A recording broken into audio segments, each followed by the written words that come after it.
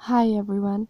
In this video, we are going to discuss ethical principles that help us understand how human actions are considered moral or immoral. We are going to look at deontological and teleological approaches to ethics. Under these ethical principles, human behavior is defined by two things: action and consequence. In moral philosophy, deontological ethics is duty-based.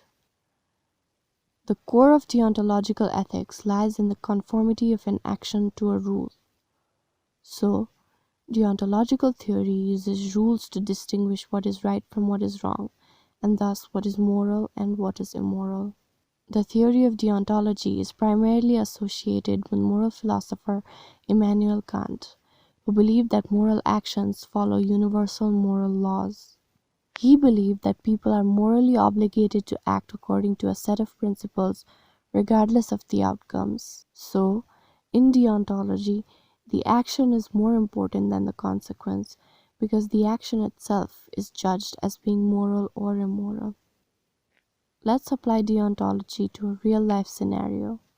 Is it okay to lie and tell your child that Santa is going to bring them gifts for Christmas?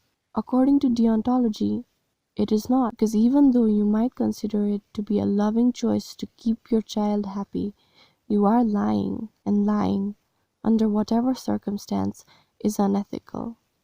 That is a moral constant. Another approach to ethics is teleological. Teleological ethics base moral judgments on the outcomes of a decision.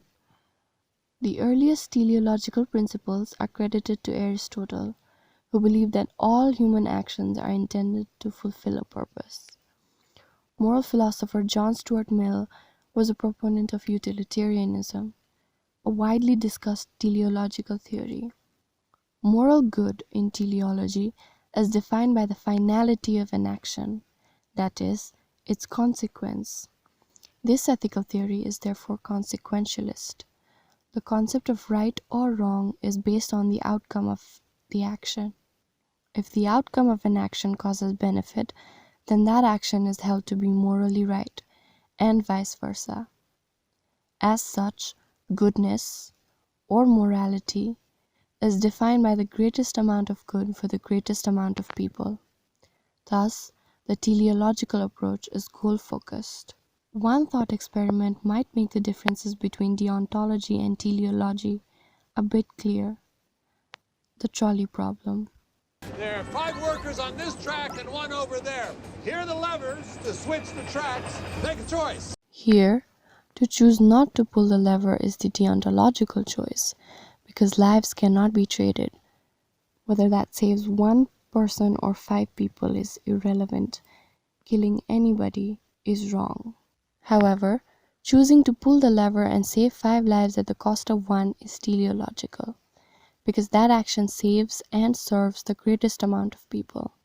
Having looked at ethical principles that define morality in terms of only actions or only consequences, let's discuss an ethical approach that is based on specificity and contextualization. Situational ethics is based upon the understanding that moral decision-making is dependent on a set of circumstances. So, situational ethics recognizes that decision-making is contextual. Moral judgments must be made within the context of the entirety of a situation. Developed by theologian Joseph F. Fletcher, situational ethics arose from objections to both moral absolutism and moral relativism. Situational ethics recognizes absolute laws, but also recognizes that there are instances that dictate what is moral and what is immoral.